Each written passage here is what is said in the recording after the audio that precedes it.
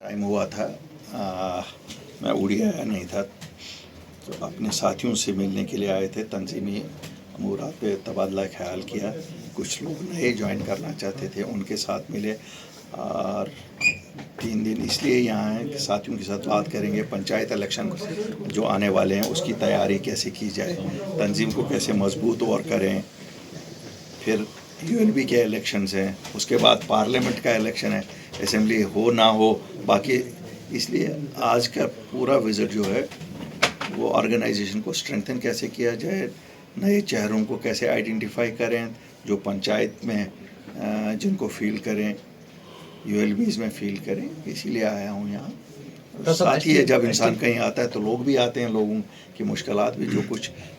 حل کر سکتے ہیں وہ سنیں۔ سر ایس ٹی کے بارے میں آپ کی کیا رائے ہے؟ جو بارڈر ایریا جو پہاڑی علاقوں میں رہتے ہیں کشمیری، کیا وہ ڈیزرو کرتے ہیں ایس ٹی کے لیے؟ یہ ہمارا ماننا ہے کہ جو جہاں رہتا ہے ان حالات میں ان کو بانٹو نہیں، ان کو سب کو دے دو حالات، لیکن اب کہتے ہیں نا ابھی کسی کو دیا ہی نہیں تو ہم لڑ رہے ہیں اس پہ، جو چیز ابھی ہوا میں ہے، ہوا میں جو چیز ہے اس پہ ہم لڑ رہے ہیں، ابھی تو کسی کو کچھ نہیں دیا، ان سب کو ملنا چاہیے۔ یہاں تو لوگوں کے حالات ایسے ہیں، تو ہمارا ماننا ہے کہ لوگوں کو جس کا جو حق ہے اس کو ملنا چاہیے۔ الطاف صاحب، جموں کشمیر میں آپ اپنی پارٹی کو کہاں دیکھ رہے ہیں؟ دیکھیے ہم ایک نئی جماعت ہیں، اس وقت پہ ہم وجود میں آئے جس وقت لوگ بہت پریشان تھے، وہ وقت تھا جب 370-35A ہندوستان کی سرکار نے یہاں سے ریموو کیا تھا۔ لوگوں میں بہت غصہ تھا، لوگوں نے عقل مندی یہ کی کہ انہوں نے سڑکوں پہ آ کے احتجاج نہیں کیا، لیکن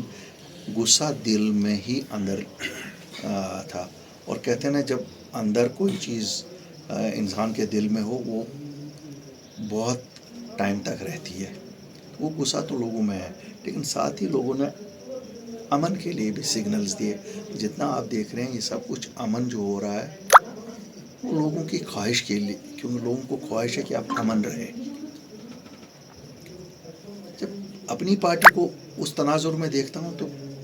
اس وقت پہلے جب ہم نے پارٹی بنائی تو لوگ ناراض ہوئے کہ الطاف بخاری کو کیا ضرورت تھی، اس کو تو اللہ نے سب کچھ دیا تھا، یہ کیوں سامنے آیا؟ کسی کو لگا شاید دلی کا ایجنٹ بنا، تو یہاں سب سے پہلے تو وہ الزام لگتا، کسی کو لگا BJP کا ایجنٹ بنا، کسی کو لگا کچھ اور بنا، کسی کو لگا شاید ہمارے ووٹ کشمیریوں کے بانٹنے کے لیے۔ آہستہ آہستہ الحمدللہ اللہ تعالیٰ کے فضل سے آج لوگوں کو کلیئر ہے کہ ایسی نہ کوئی بات نہیں ہے، ہم نہ کسی کے ایجنٹ ہیں، نہ اللہ کے فضل سے کہ کبھی بنیں گے، ہمیں اس سے کوئی واسطہ نہیں ہے، لیکن ہم نکلے کیونکہ ہمارا کھویا تھا۔ جس وقت لوگوں پہ مصیبت بن پڑتی ہے اس وقت لیڈروں کو سامنے آنا پڑتا ہے۔ جو جماعتیں آلریڈی تھی انہوں نے راہ فرار اختیار کی، کیوں چپ کرنے میں انہوں نے سوچا بہتری ہے، لیکن میں بھی چپ کرتا۔ 370 میں پروٹیکشن تھی زمین کی، 370 میں پروٹیکشن تھی یہاں کی نوکریوں کی، 370 5 اگست کو ختم ہو گیا تھا۔ اگر ہم سامنے نہیں آتے آج آپ کے یہاں نوکریاں جو 30,000 یہ کہتے ہیں دی، اس 30,000 میں 25,000 تو باہر سے لگے ہوتے، زمینوں پہ لوگوں نے قبضہ، اتنا ٹورسٹ جتنا آ رہا ہے دیکھ رہے ہیں، تو یہاں باہر کے لوگ آئے ہوتے، ہمارے آستانی لوگوں کو نکالا ہوتا۔ تو مجھے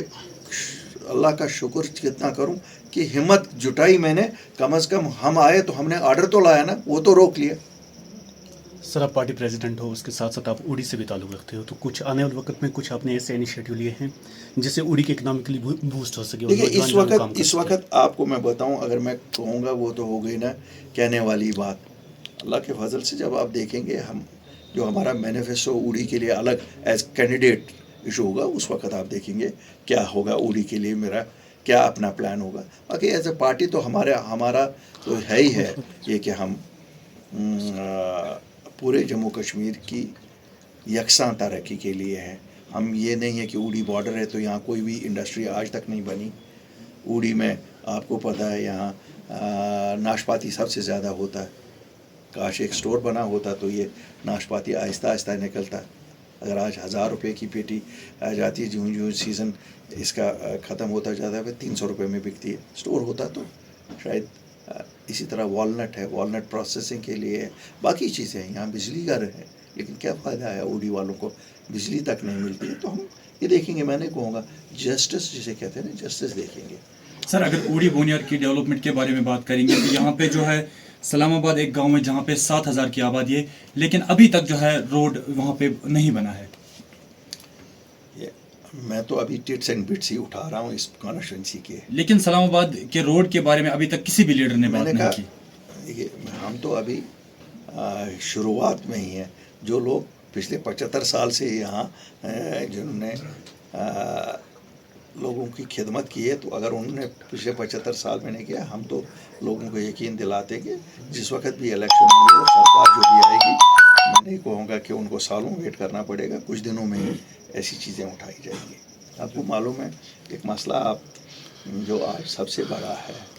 जिसे की तरफ मेरा जहन मैं आपको लेना चाहता था कि मुझे पता है कि आपके जहन में भी ये सवाल होगा कि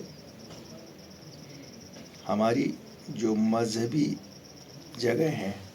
मखदूम साहब हैं या दस्तगीर साहब हैं या दूसरी जगह हैं, आपने देखा होगा, या हमारी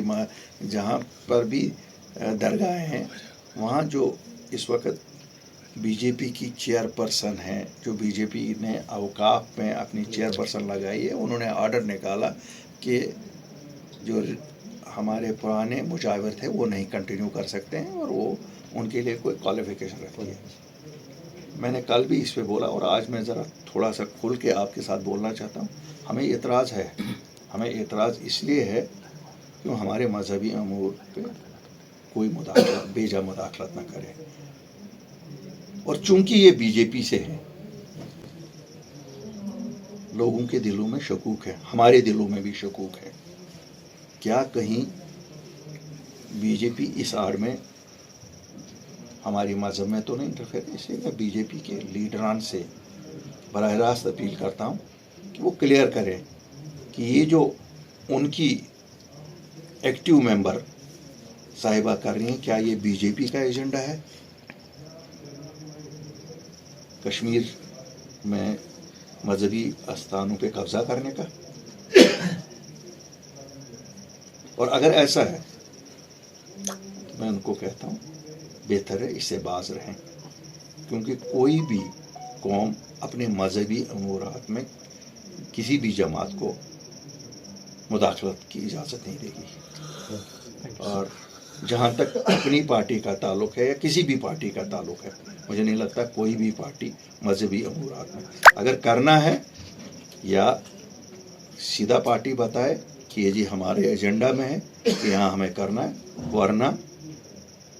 इन चीज़ों को बंद कराए। शुक्रिया।